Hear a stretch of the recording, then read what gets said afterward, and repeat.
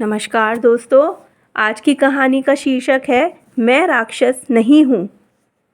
भरत के अयोध्या लौटने के बाद एक दिन श्री राम लक्ष्मण से बोले, भाई, हमने समझा बुझाकर भरत को अयोध्या तो भेज दिया, परंतु उसे भी मैं भली भांति जानता हूँ। उसका हृदय बड़ा कोमल है। मुझे भय है कि कहीं वह हमें साथ ले जाने के लिए पुनः ना लौट आए। वैसे भी यहाँ सभी लोग मुझे जान गए हैं, इसलिए उपयुक्त यही होगा कि हम किसी दूसरे स्थान पर चले जाएं। लक्ष्मण ने उनकी बात का समर्थन किया और मुनियों से विदा लेकर वे तीनों चित्रकूट से आगे चल पड़े। जब वे महर्षि आत्रि के आश्रम में पहुंचे तो उनके आगमन की सूचना पाकर महामुनि हर्षित हो उठे। उनका शरीर पुलकित हो उठा और वे दौड़ते हुए प्रभु मिलन को चल पड़े। श्री राम ने आगे बढ़कर उनके चरण स्पर्श किए। मुनि ने उन्हें हृदय से लगा लिया। श्री राम की निर्मल छवि देखकर मुनि के नेत्र शीतल हो गए। वे उन्हें आदरपूर्वक अपने आश्रम में ले आए और फल फूल से उनकी आराधना की। सीता ने महर्षि अत्रि की पत्नी अनसुईया के चरण स्पर्श किए। ये वही देवी थी जिन्होंने अपने पतिव्रत के बल से ब्रह्मा, विष्णु और महेश को बालक रूप में परिवर्तित कर दिया था। अनसुईया ने सीता को दिव्य वस्त्र और आभूषण पहनाए। ये दिव्य वस्त्र नित्य नए, निर्मल और सुंदर बने रहते हैं। उन्होंने सीता जी को मान मर्यादा और धर्म की शिक्षा दी।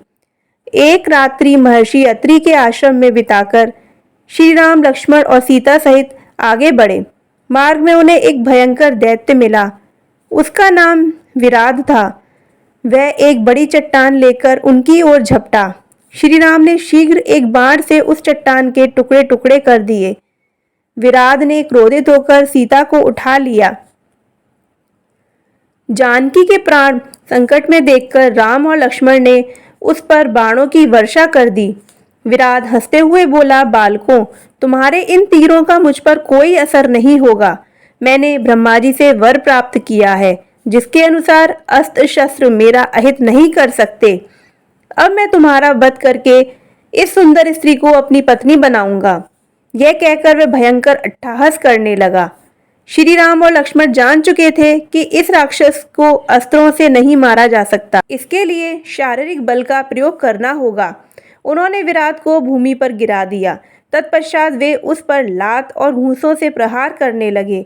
देखते ही देखते विराट अधमरा हो गया। उसकी सांस उखड़ने लगी। लक्ष्मण ने अपना पैर विराट की गर्दन पर रख दिया और उसे जोर से दबाने लगे। कुछ ही पलों में विराट काल का ग्रास बन गया। जैसे ही विराट मरा, उसके शरीर में से एक देव प्रकट हुआ। उसे देखकर राम और लक्ष्मण आश्चर्यचकित हो गए। वह देव अपना परिचय देते हुए बोला, नाथ, मैं राक्षस नहीं, एक गंधर्व हूँ। एक बार स्वर्ग की अप्सरा रंभा कुबेर के दरबार में आई। मैं आसक्त होकर मन ही मन उससे प्रेम करने लगा। कुबेर को जब यह पता चला तो उन्होंने क्रुद्ध होकर मुझे राक्षस हो जाने का शाप दे दिया।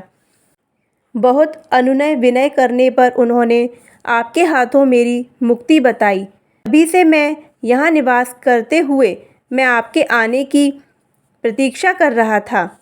आज आपके हाथों मृत्यु पाकर मैं शाप मुक्त हो गया। यह कहकर उसने श्री राम की परिक्रमा की और अपने लोक को चला गया। राम भी लक्ष्मण और सीता के साथ आगे चल पड़े।